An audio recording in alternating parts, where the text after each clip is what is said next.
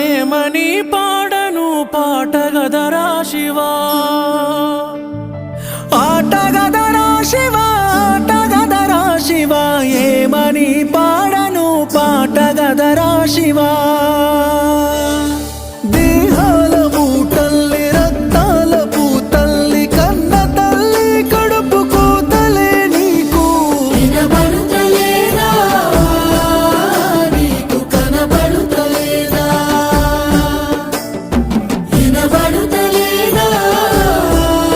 నీకు కనబడుతలేదా